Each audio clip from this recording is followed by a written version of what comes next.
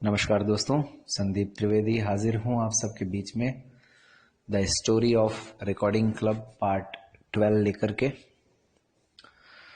तो दोस्तों, पिछली बार चर्चा हो रही थी कि किस प्रकार रिकॉर्डिंग का काम शुरू हुआ या शुरू होने के लिए एक औपचारिक बातचीत जो होती है वो हुई और एक जीवन में नया मोड़ आया रिकॉर्डिंग के काम को लेकर के। तो जब ये प्रस्ताव आया मेरे पास और मैंने उस पर अपनी बात रखी, तो उसमें ये भी शामिल था कि भाई चार्जेस वगैरह क्या होंगे और रीडर कौन होंगे। तो ये भी मैंने बताया कि हम लोग इसके लिए 20 रुपये प्रति घंटे के हिसाब से चार्ज करते हैं। तो और उन्होंने कहा रीडर कौन है, फीमेल है या मेल है। मैंने कहा फीमेल है और उनका नाम जयवंती आसवानी मैडम है। दोस्तों, जयवंती आसवानी मैडम से मेरी मुलाकात पहली बार 5 अगस्त 2010 को हुई थी। किसी एक परिचित ने उनसे बात की थी। वो उस समय रीडिंग किया करते थे कि संदीप को रीडर की आवश्यकता है और आपको उनको पढ़ाना है। तो मैं तब से ही उनसे रीडिंग तो मैं करवाता ही था, लेकिन रिकॉर्डिंग भी कभी कभार होती रही थी। कुल मिला के इस समय तक यानी अप्रैल 2011 तक यही रेगुलर रीडर मेरे पास तो अवेलेबल थे और इनका काम भी रिकॉर्डिंग का था। तो मुझे लगा कि अगर इस काम को स्थायी रूप से चलाना है तो एक स्थायी व्यक्ति का होना भी आवश्यक है। उनको रिकॉर्डिंग की जरूरत थी और हमें रिकॉर्डिंग के लिए रीडर की जरूरत थी। तो दोनों ही आवश्यकताएं पूरी हो रही थी। तो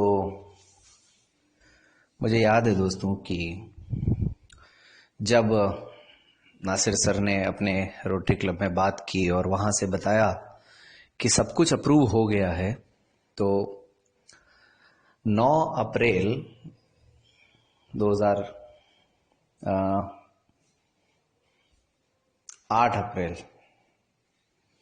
9 अप्रैल नहीं 8 अप्रैल 2011 को हम लोगों ने, शनिवार था उस दिन, अपनी रिकॉर्डिंग स्टार्ट कर दी। और जब हम उस समय, आपको पता ही है कि मैं ब्लाइंड स्कूल में इंस्ट्रक्टर था, तो वहीं पर एक कैबिन भी बना हुआ था कंप्यूटर लैब में। उसी कैबिन में हमने रिकॉर्डिंग का पूरा सेटअप कर दिया, यानी वहीं पर उसी कंप्यूटर में सॉफ्टवेयर डाला।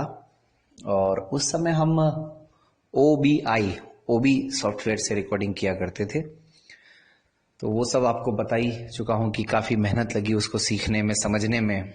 और डेजी रिकॉर्डिंग की उस समय ट्रेनिंग भी दी जाती थी, लेकिन मैं ऐसा कोई काम नहीं कर पाया। मैंने तो खुद से ही उसको सीखा था। तो हम लोग कंप्यूटर में रिकॉर्डिंग करते थे, तब लैपटॉप भी नहीं था हमारे पास। खैर, तो हुआ ये कि 8 अप्रैल को हमने जब रिकॉर्डिंग स्टार्ट कर दी, तो उस समय ये तय हुआ था कि अब हम लोग, यानी नासिर सर ने ये कहा था कि हम लोग विजिट करने आएंगे इस प्रोजेक्ट को। तो ये मुझे ठीक से याद नहीं है, लेकिन 10 या 11 अप्रैल को, इन दोनों में से किसी एक दिन, वो अपने साथ 2 व्यक्ति और उनके साथ आए थे। एक तो मिस्टर जीके शर्मा सर थे और एक थे मिस्टर भारद्वाज सर। तो वो दोनों भी उनके साथ आए थे ब्लाइंड स्कूल अजमेर में विजिट करने, जहां हम लोग रिकॉर्डिंग करते थे। उन्होंने पूरा प्रोजेक्ट को समझा। उनके साथ जो थे, उन्होंने, जीके शर्मा सर टेक्नोलॉजी से परिचित थे क्योंकि वो बीएसएनएल से रिटायर्ड एम्प्लॉय थे, तो वो काफ़ी कुछ जानते थे इन चीज़ों के बारे में। तो वो लोग भी काफ़ी सेटिस्फाइड हुए, पूरा समझा उन्होंने कि कैसे एडिटिंग होगी, कैसे क्या होगा। और एडिटिंग का सारा काम मेरा ही था। तो मैंने उनको पूरा समझाया, ब्रीफ किया, रीडर से मिलाया, उन्होंने रिकॉर्डिंग होते हुए देखा, वो लोग सेटिस्फाइड हुए। और उसके बाद में कुल मिला करके ये तय हो गया कि रिकॉर्डिंग करवाई जाएगी, और एक औपचारिक रूप से ये फाइनल हो गया कि भाई हमको रिकॉर्डिंग करवानी है। और उस समय चूंकि हम लोगों ने प्रतियोगिता दर्पण बुक के लिए बात की थी, लेकिन साथ ही साथ उस समय एक बहुत बड़ा एग्जाम होने वाला था, राजस्थान टीचर्स एलिजिबिलिटी टेस्ट, जिसको आरटेट कहते हैं, RTET। तो राजस्थान में पहली बार इस तरह का एग्जाम हो रहा था, बहुत बड़ी भर्ती थी, और वो टीचिंग के लिए कंपलसरी एग्जाम था। वो 3rd ग्रेड के जो टीचर्स बनने वाले थे उनके लिए वो कंपलसरी एग्जाम था, एक तरह से वो एलिजिबिलिटी टेस्ट था। तो उस एग्जाम के लिए हमने गाइड की रिकॉर्डिंग स्टार्ट की, और मुझे ठीक से याद तो नहीं, लेकिन शायद दिशा गाइड थी उस समय, जिसकी रिकॉर्डिंग हम लोगों ने प्रारंभ की थी, आरटेट की लेवल 1 और लेवल 2 की। तो उन दिनों मई माह में 15 मई को रोटरी क्लब का एक कैंप होने वाला था, और डेट डिसाइड हो गई थी कि उस डेट में एक औपचारिक रूप से पूरे मीडिया के सामने इस प्रोजेक्ट को लॉन्च करना है, और इन दोनों सीडीज की, यानी आरटेट लेवल 1 और आरटेट लेवल 2 की जो सीडीज रिकॉर्ड हो रही हैं, उसको वहां पर उसका विमोचन करना है। तो ये सब बातें उस समय तय हुई। रिकॉर्डिंग हम लोग करते गए, लगातार बातचीत होती रही, ब्रेल समाचार पत्र वगैरह में भी निकला। उस दौरान मेरे कई सारे साथियों ने मुझे ये भी कहा, वो साथी अगर ये मैसेज, ये ऑडियोज अगर सुनेंगे तो वो खुद समझ जाएंगे, मैं यहाँ पर उनका नाम नहीं लूंगा, क्योंकि उन्होंने शायद कुछ अच्छा सोच करके ही कहा हो। उन्होंने कहा कि तुम्हारे हाथ में था संदीप, तुम इस प्रोजेक्ट के लिए कुछ थोड़े से रुपए ज्यादा भी बता सकते थे, ताकि तुम्हें इन फ्यूचर कोई दिक्कत ना हो। तो और भी तुम जो चाहते वो कह सकते थे इसके बारे में, लेकिन तुमने बहुत मिनिमम, और जितना होता उससे भी, वैसे उस समय रेट 25 रुपए चला करती थी दोस्तों, तो 25 से भी कम हमने 20 रुपए रेट बताई थी। तो उन्होंने कहा कि तुम्हें शायद थोड़ा सा इस पर सोचना चाहिए था। मैंने कहा कोई बात नहीं, अब मुझे जो ठीक लगा वो मैंने किया। मुझे लगा कि ये एक कल्याणकारी काम है, तो इसके लिए पैसा महत्वपूर्ण नहीं है, काम महत्वपूर्ण है। काम अगर लंबे समय तक चलाना है तो सामने वाली संस्था को भी ये नहीं लगना चाहिए कि भाई कहीं कुछ एक्स्ट्रा कहा जा रहा है या कोई और बात। उस समय मेरी सोच ये थी कि अगर काम अच्छा लगेगा तो धीरे धीरे वो लोग अपने आप ही इस बात को समझेंगे और रीडर्स के लिए भी कुछ सोचेंगे। खैर, वो बात की बात है कि ऐसा कुछ हुआ या नहीं हुआ।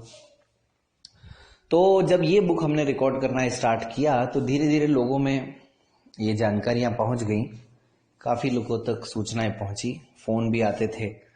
और आज मैं दोस्तों ये स्वीकार करता हूं सबके सामने कि उस समय जितने कारण थे मेरे रिकॉर्डिंग के काम में आगे बढ़ने को लेकर के, वो सब अपनी जगह थे, महत्वपूर्ण थे, वो सारी चीजें तो थी ही थी, लेकिन उनमें एक छोटा सा कारण और था शामिल।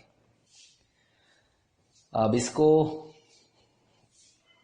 कुछ भी कह सकते हैं, मैच्योरिटी की कमी भी कह सकते हैं या कुछ और भी जो नाम, लेकिन मैं स्वीकार करता हूं इस बात को कि मेरे मन में एक विचार ये भी था कि यार रिकॉर्डिंग का काम करेंगे तो काफी लोगों से संपर्क बनेगा, लोग फोन करेंगे, बात करेंगे, धीरे धीरे अपने बहुत सारे कॉन्टैक्ट्स होंगे, परिचित होंगे, अलग अलग लोगों से जानने मिलने का, उनके बारे में समझने का मौका मिलेगा। और जो है फोन कॉल्स काफी आया करेंगे तो अच्छा लगेगा, काफी लोगों से बात करने को मिलेगी। तो मेरे मन में कहीं ना कहीं एक विचार ये भी था उस समय। तब मैंने बिल्कुल नहीं सोचा था कि एक दिन यही सोच मेरे लिए बड़ी घातक हो जाएगी कि मुझे एक टाइम भी फिक्स करना पड़ेगा 6 to 8, और कई बार मतलब बहुत दिक्कतें भी होने वाली हैं, तब बिल्कुल नहीं सोचा था। वो सच्चाई है दोस्तों कि आज अब इतने फोन आते हैं कि कई बार बात भी नहीं हो पाती है साथियों से। तो खैर जो भी हो, लेकिन उस समय की ये थोड़ी सी नासमझी थी या एक एक्साइटमेंट था, पता नहीं इसको क्या कहा जाए। लेकिन 2011 में कुछ और हो या ना हो, लेकिन एक उत्साह जरूर था कि कुछ करना है, इस काम को नई ऊंचाइयों तक ले जाना है। राजस्थान में जिसकी बहुत आवश्यकता है वो करके दिखाना है, और एक ऐसी संस्था के साथ जुड़ के करके दिखाना है जो साइटेड जिसमें है। हमारी जो संस्थाएं हैं वो तो करती ही हैं हम लोगों के लिए, लेकिन साइटेडों के साथ मिल करके अगर इस तरह के काम किए जाए तो एक मन में सोच ये भी थी कि शायद उन लोगों के मन में और कुछ कर गुजरने की इच्छा जागृत होगी। हालांकि तब तक मेरा नासिर सर के अलावा रोटरी क्लब के किसी भी मेंबर से परिचय नहीं था। नासिर सर से तो परिचय मैं बता ही चुका हूँ कि बहुत पुराना परिचय था, और वो खुद ब्लाइंड थे तो इस नाते भी उनसे जान पहचान बहुत पुरानी थी। लेकिन खैर जो भी हो, कुल मिला के विधिवत रूप से हमारे द्वारा रिकॉर्डिंग की शुरुआत की गई, और ब्लाइंड स्कूल अजमेर में ही वो प्रोजेक्ट शुरू हुआ। हमने सुबह उन दिनों 3 घंटे तय किए थे, 9 बजे से 12 बजे तक के। उस दौरान रिकॉर्डिंग होती थी 9 बजे से 12 बजे के बीच में। धीरे धीरे कभी उसमें परिवर्तन भी आता था, कभी छुट्टी भी हो जाती थी, कभी कुछ और, कभी कुछ और, कभी कुछ और। लेकिन आगे और क्या क्या मोड़ आए इस पूरे काम में, क्या अच्छा हुआ क्या अच्छा नहीं हुआ, वो सब आने वाले अंकों में। बहुत बहुत धन्यवाद।